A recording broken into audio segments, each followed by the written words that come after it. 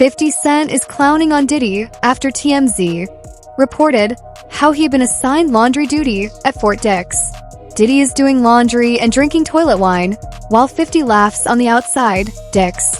Diddy is airing out dirty laundry for inmates. They should show Diddy Combs as being put to work behind bars, and his first federal prison job has him doing an old fluff and fold. That's probably what Diddy was ordering with those escorts. A fluff and fold special. Sources familiar with the situation tell us Diddy's first gig at Fort Dix in New Jersey plants him in the laundry room, washing and drying dirty clothes. Manual labor may come as a shock to Diddy. During his criminal trial, federal prosecutors claimed he couldn't even charge his own phone or fetch a bottle of water and would send his army of personal assistants to basically do everything for him. Diddy has been transported to Fort Dix outside prison in New Jersey. And according to reports by TMZ, Diddy is now washing dirty clothes.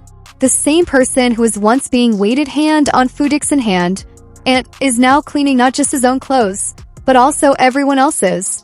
This might just be the first time in history that someone has gone from being a billionaire to being a maid. At the same time, Diddy has had to leave his rich tastes and switch to something more homemade. Prison officials have confirmed that Diddy was caught drinking toilet wine on hand and wine or prison hooch. Okay, to start with, toilet wine turns out is a misnomer. The toilet is mostly a hiding place, and God knows it is not really wine, right? And Sean Diddy Combs is not the first prison inmate to get busted with it, allegedly. But Diddy may be the first to have once owned a vodka brand worth upwards of $1 billion. That would be Ciroc, which sold officially earlier this year for a fraction of that price. Ciroc is distilled 5 times from the finest French grapes, or so it claims. Toilet wine, on the other hand, is a fermented combo of Fanta, sugar, and apples. And though there are many variations, they are all alcoholic, which is the point, and all strictly off limits in lockup. But TMZ is reporting that Diddy has been caught with the stuff, this week in fact. He did have a birthday on Tuesday and was going to be moved to a new unit apparently as punishment, but the officials changed their minds according to the report. This mistake might just cost Diddy extra years on his sentence. The only reason he even went to Fort Dix in the first place was so he could get time off by joining their drug program. Fort Dix is one of the only prisons in the country that takes more than a year off of an inmate's sentence if they can successfully quit drugs. Did he confirm during the trial that he was now sober for the first time in 25 years? Was that all a lie? Yeah, so it's called hooch. Basically, it's different ways to make it. You can make it with orange peels. You can make it with sugar. It's all different ways. But what a lot of people don't know, and why it is serious in prison, it can blow up. So if you don't know what you're doing and you don't let it breathe, as they say, it could actually be like a bomb. So it actually can blow up and everything will spray everywhere. But it can get you drunk, and it could also land you in the hole. So, I mean, I don't know as far as them saying he's going to move him out of the unit. I know it's a very serious ticket. I know he could lose his phone, he could lose commissary, and he could lose visits, and also maybe go to the shoe for up to 30 days or maybe more. So, I mean, that's all serious stuff. I keep wondering about the sentence. Do you not think it's possible, especially since he campaigned, in his sentencing, that he was getting sober? He'd been working, on a sobriety at the MDC, and now he's at Fort Dix. And if this is true, if the report's true, might they say, well, screw it, you're not getting your 15% off your federal sentence? Right, so it don't work like that, but every ticket in the feds, if it's a certain degree ticket, you will lose some good time. We call it good time. In New York State and federal prison is two different. You could actually lose your good time in New York State or any state prison and get your good time back. The feds, once you lose it, you can't get it back. So if he does lose 20 days, 40 days for this, he cannot get it back, or whatever they recommend for him to lose, because they will recommend days to be lost on this kind of ticket. Ex-Metessimates have even confirmed that Diddy was most probably buying this hooch from other inmates and paying them to make it for him. Diddy's birthday was last week, and allegedly this hooch was part of the celebration. This is the second birthday that Diddy has had to spend behind bars, and from his behavior, It's clear that Diddy is starting to break. It takes a while to make. It's not just an overnight thing. This takes days to make it. And remember, it smells really bad, so you have to have a good hiding spot. It's very strong. Oh, it does smell. Okay, so that's the other thing. So the toilet tank is what you're hiding it from the view of the guards, not necessarily the temperature of the toilet tank is, optimal for the fermentation of the lovely hooch, But so they put it in the toilet tank, and then how does the toilet tank fill up with water to flush? You pull it out, do your business, and flush, and then put it back in? Yes.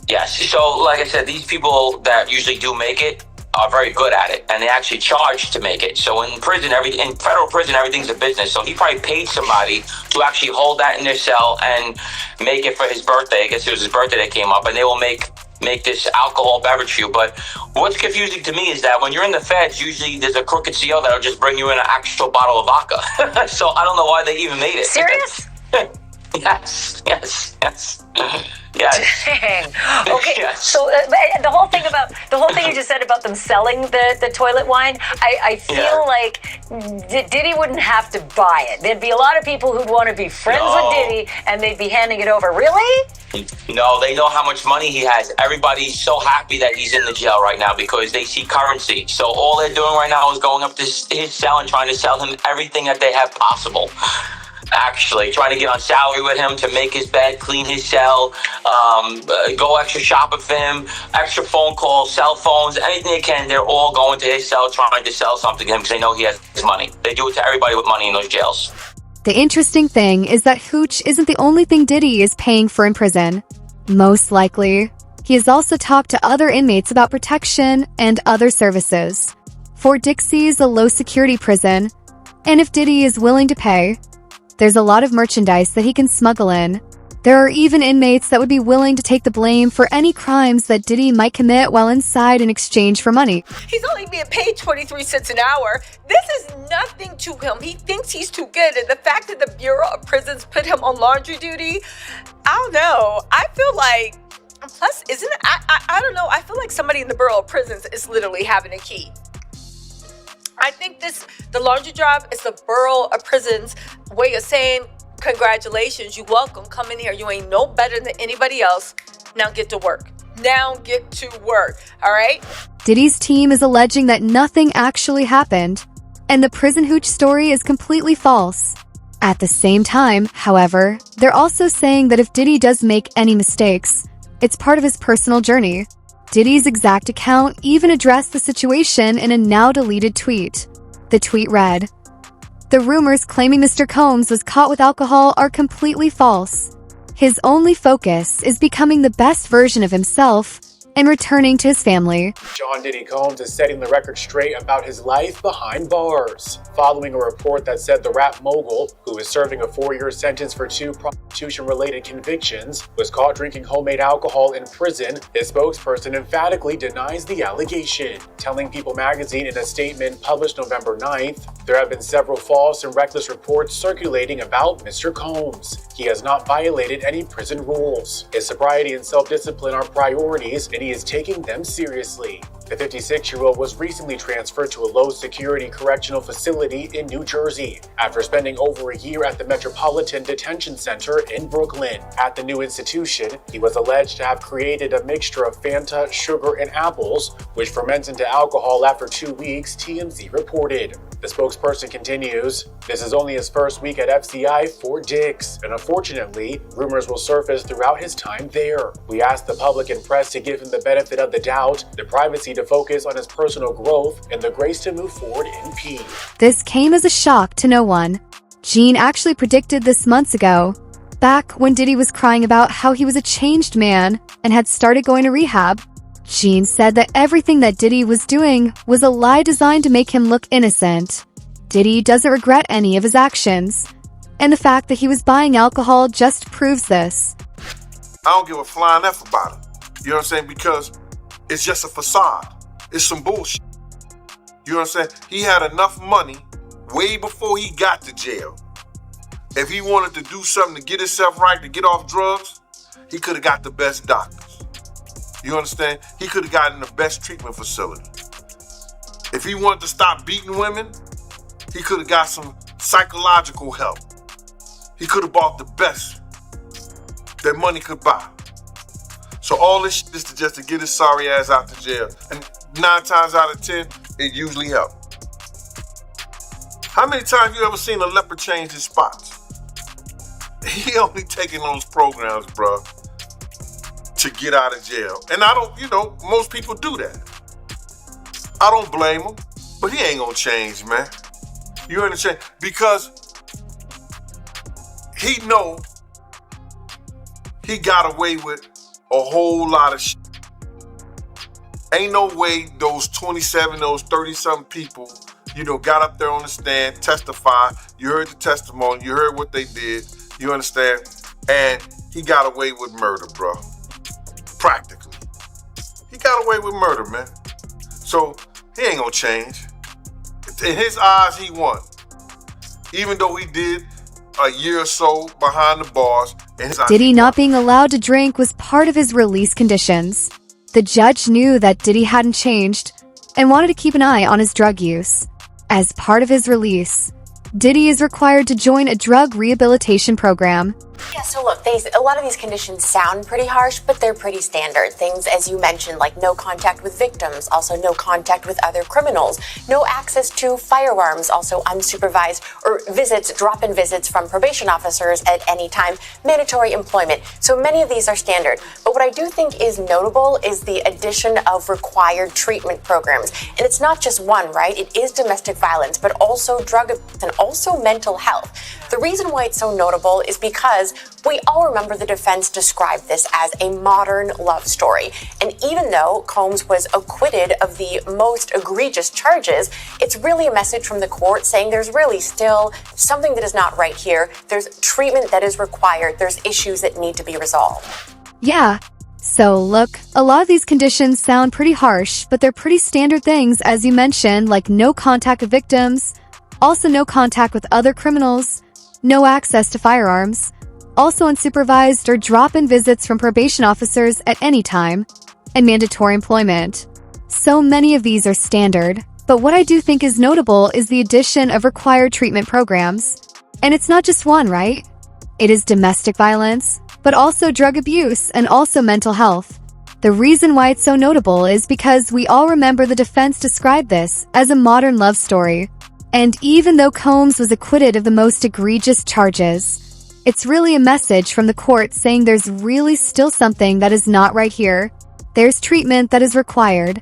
There are issues that need to be resolved. So Diddy, the baby oil booty bandit, is in Fort Dix prison right now, bragging that Donald Trump is going to pardon him at the beginning of next year. So in case you didn't catch it, Diddy was sentenced to 50 months in prison. He already had like 13 in. That means that he could be out within like 2 years. But he's in prison right now telling his bunkmates, that he's going to be getting a pardon at the beginning of next year from Donald Trump.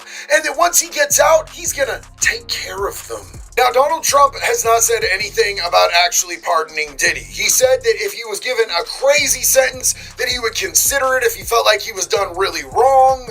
Yeah. But as far as anybody in the public knows, there hasn't been any type of pardon or deal or offer offered up to Diddy. However, Donald Trump does have a long-standing history of pardoning famous rappers. This is also the exact type of weird games that convicts will play when they're in prison to get protection or to stay safe or to be able to hustle up what they need in there. I'm going to be out real soon and I'm going to take real good care of you. All I know is everything that I read in that article looked accurate. Well, look, that's probably some relief to Diddy's team, And I don't know. I think they're moving ahead. I don't think anybody is counting on anything, and right. I think the reporting was accurate. How did you hear he's faring since the sentencing? I don't know. I mean, hopefully we'll see him soon and find out. I guess lastly, I would ask, what do you think his future looks like? I have the utmost confidence in Sean. I think Sean will make a comeback, the likes of which people are not expecting. So I've watched him. I've known him for a long time. I have the utmost confidence in him. In whatever sphere. I mean, he's done the business, the music, he's iconic the fashion. in a lot of ways, and I think he'll make a comeback. I'll leave it at that. Now, at the same time, Diddy is telling inmates that if they work for him and keep him safe, he's going to help their careers grow. TMZ reported that Diddy was bragging to inmates about a pardon and how he would take care of all of them once he's outside. Diddy is doing this because, frankly, he has nothing else to offer the inmates, and he needs to bribe them into taking his side. Diddy, obviously just starting out his time, well, not just starting out, but starting out his official sentence since being sentenced not too long ago. And I think suffice to say it's not going well so far.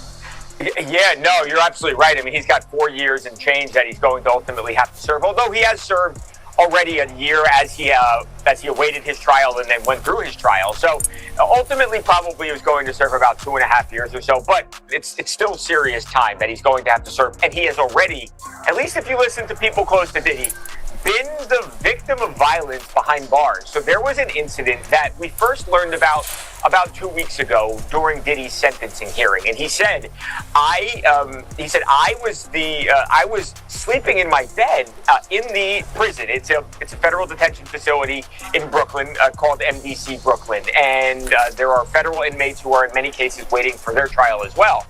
And Diddy claimed that somebody held a knife to his throat.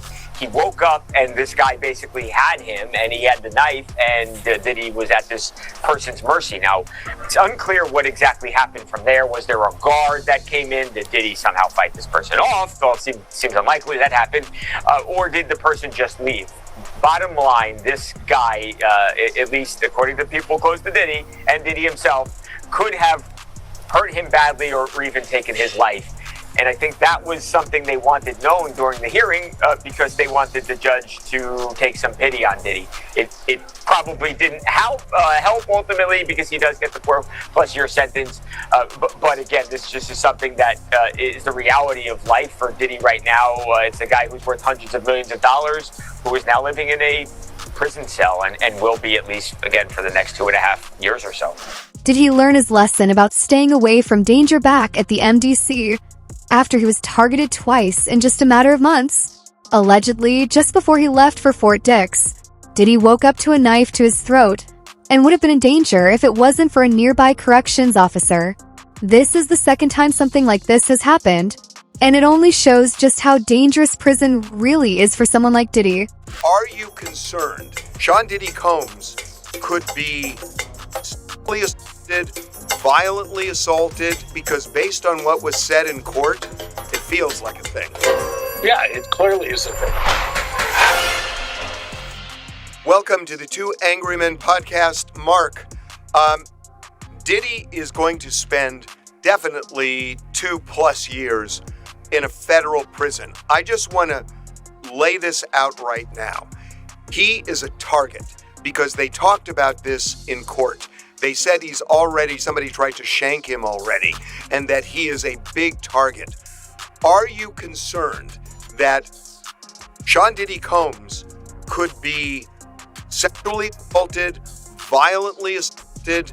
Is that a thing? Because based on what was said in court, it feels like a thing. Yeah, it clearly is a thing. I mean, they're already, and he did not want to make a big deal of it. They already tried to shank him once at the MDC. And that was thwarted, and it happens in prison. I mean, you and I can tick off how many times we are aware of somebody getting seriously injured in prison, and so they're going to have to keep him somewhere that they can keep an eye on him. It would have obviously been better if he had gotten less time and had been at a camp, but he's going to be in a facility where somebody's going to have to, from the BOP, and I think they're well equipped to do it if they can, to keep an eye on him because he is a target. One of Diddy's friends, and that's why the story is kind of has gotten a little bit more attention now today, because one of Diddy's friends has come out and spoken about it as well. And it according to the friend, it sounds like the guy said something to the effect of, "I could hurt you at any time," in a little bit of more threatening language, but said something along, in that vein. And it does seem like it was an intimidation tactic. And it sounds like the guy could have obviously, again, hurt Diddy very badly, but chose not to for whatever reason. But saying, "I can get to you if I want to," and I mean, you've got to imagine that's an incredibly disconcerting feeling then for Diddy to not feel safe behind bars where he's got nobody there, he's by himself, And to know that somebody could get you at any moment has got to be really scary. Some other inmates have a more twisted idea of justice and have been trying to give Diddy a taste of his own medicine. One of Diddy's lawyers said that the biggest threat that Diddy is facing is actually assault. Diddy might be rich, but the fact that he hit a woman doesn't sit right with inmates. Criminals say that women don't survive long in prison, and Diddy knows this. The biggest troll in the rap game, man. It's Diddy's birthday, November 4th. Oh, yeah, man. Today. Yeah. It's his birthday. Yes. And he happens to put up a post of him, and, you know, there were some pictures released of Diddy on the yard with a couple other prisoners. Mm-hmm. Crazy to see prisoners, right? Yeah. You know, he had Bad Boy East, Bad Boy West, that's Bad Boy Prisons. Yeah. But he put up a picture of those pictures, and he said, he looked too happy to me. With all them handsome men around. Good morning, New York City. Wow. Oh dude, how does 50 get away with this? I don't know. Because we were talking about, man, 50 don't lose any brand deals. He don't lose any endorsements. He can walk in and sell TV shows. Oh, yes. You know, he can be in the boardroom and also be petty as hell, too. Yeah. Yeah, man. Even when he sat down with us, he kind of explained a little bit about him and Diddy and the beef. I haven't had issues with Puffy. I don't like him like that. Like, I don't like things that he would do. Right. And make me uncomfortable. So we're speaking on Diddy. We're speaking on Puff. Yeah. Okay. But I don't have that thing where, we didn't have no thing. I wasn't sending nothing at him, big. If it was on the street side like that, we would be actively doing things to each other. I still don't understand. And we wasn't doing that. I was still trying to figure out, you do a lot. Yeah, he does a lot. You do a lot. And the uncomfortable part was when he was talking to the Breakfast Club. And he was mentioning how Diddy wanted to take him shopping. He said something fabulous, and he goes, but me and you, we ain't party. Like, we need to party. What is he talking about? That's the kind of stuff that when people say that to me, I get a little uncomfortable. I get uncomfortable. Like, he said something to me one time, a long time ago. At Chris Lighty's wedding, he told me to be shopping. I looked at him like, what you just say? Let me move, man, before I do something. You're going to make me mess up the wedding. Oh, that's a nice gesture. Let me get out of no, dude, you take me. That's what a guy says to a girl. Pictures taken from inside Fort Dix prove that Diddy has been trying to arrange protection. TMZ obtained images that show Diddy hanging out with gang members and smiling. These are the same people that Diddy has been bribing with the chance to build a career, and probably the only reason Diddy hasn't been attacked yet. 50 Cent even trolled Diddy by posting these images on his IG with the caption, "He looks happy with those handsome men around." You know, the overriding factor there, I believe, is he's a guy with a lot of money. And I'll tell you, this happened to me when I went in there because of the profile I had, because of the way they wrote me up. You know, I had everybody and their brother inmate trying to do a deal with me when I got out, a business deal. They need money. Because of the fact that he's a money guy, I think he's going to have more friends than he will enemies. And in a medium security, normally nobody's looking to shank you. When you get into the higher institutions, when people are doing, a ton of time and there's no way you can benefit them, then you got a little more problem. But in a medium security, I don't think he'll have an issue at all. I really don't. He can be too much of a benefit to inmates that are always looking for something. And he could be a golden ticket for some people, at least in their mind. Diddy is using his money to bend prison to his will. The other inmates at Fort Dix know that Diddy has money, and they're going to do whatever it takes to get some of it for themselves. They know that sooner or later Diddy is going to get out. And if they manage to get close to him, this could prove very beneficial. Diddy has been granted a major legal win. A federal judge has approved his request to accelerate his appeal of conviction and sentence. His team will now submit their opening brief by December 23rd, with the prosecution due to submit theirs by February 20th, 2026. Additionally, the prosecution and defense is set to begin their arguments in April of 2026. This move could affect potential sentence reductions under federal programs, making this move especially significant. In New York City, we are hearing Diddy's attorneys speaking to the media after he was sentenced earlier today. This is live. Yeah, we are planning to appeal. I'm gonna hit him, bro. We are planning to appeal. We think we have strong bases to appeal. The strongest basis is that the jury reached a verdict on coercion. It found there was not coercion, and I think the judge said coercion today as a basis for a sentence at least a dozen times. We think that that is unconstitutional. We think that a jury verdict should mean more than our jury's verdict seems to mean, and so we are planning to appeal. Absolutely. Files a cross appeal. What would happen in that regard if they file a cross appeal and then Sean Diddy Combs get a higher sentence? He would not get a higher sentence, and they're not gonna cross appeal. We're gonna appeal. We think we're right, and they'll respond to the appeal, and it'll be decided by the Second Circuit as soon as. Tell us about the conversation you had with your client after the sentencing. Consensual. The judge clearly thought the sexual encounters weren't consensual. Because he's biased. Make of his remarks. He's biased. I'm happy to go.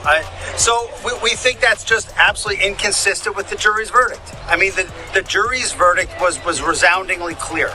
There was no trafficking, there was no racketeering, everything was consensual, everything was adult, which is why he was convicted only of the prostitution offense. What we feel happened today was that the judge acted as a 13th juror, one that we did not choose, and that he second-guessed the jury's verdict. Well, at least the judge was open-minded. At least the judge... Diddy is appealing his conviction. His legal team confirmed almost a month ago that they believe Diddy should be let go and his sentence is too long. A federal judge has now confirmed that a hearing will happen, and Diddy's conviction and sentence are both going to be discussed. The chances of Diddy actually getting away from this, however, are pretty slim. After all, no one really thinks that someone with over 20 years of crime should be let go. He's now tagged with 2 felonies. He's not free to go about and do what he wants to do. For the next, 89 months or thereabouts, he's going to be under the control of the federal government. And that's no little thing for a guy like this. So here's what supervised release is going to be like for him. It'll be intense at first. They'll drug test him. They'll put monitoring software on his devices. They will, they'll have constant meetings and check-ins and that kind of thing once he gets out of prison. And as time goes on and he demonstrates compliance, the supervision will get less and less intense. Probably to the point where he just has to call in once in a while. But if you get too complacent and all of a sudden, you don't register, or all of a sudden, porn's an addiction, right? And, if you're looking at porn all the time, guess what? It's tough to stop that. It just is. And I've known clients that have, violated their conditions over and over again, and they wind up going back to prison. And, the first violation could be like 18 months. The second violation could be this, Or he could be demonstrating such good compliance that he gets off early, which happens quite often. Okay, well, now that but he still has to register as a sex offender. He still has to do all these different things. Even after he's off of supervised release, he'll still have to register. And if he goes to Miami, because his home's in New York, he's got to check in with the local sheriff and say, hey, offender in town, that's what he got to do. This is not an easy thing for him to have to deal with down the road. But is it life in prison? No, it's not. Is it 20 years in prison? No, it's not. Is it even 10 years? No, it's not. But it's still going to be something he has to deal with. So it's no little thing that he is part of this community of people that have to be supervised, and he gave the government a big foray into controlling his life. And that's what happens when you decide to break the law. Diddy's real problems are going to start once he's out. Diddy is on supervised release for 5 years and will be subject to random drug inspections. If the officers find that Diddy has been engaging in any criminal behavior, he's going to be sent back to prison. Diddy knows this, but he still chose to start drinking again.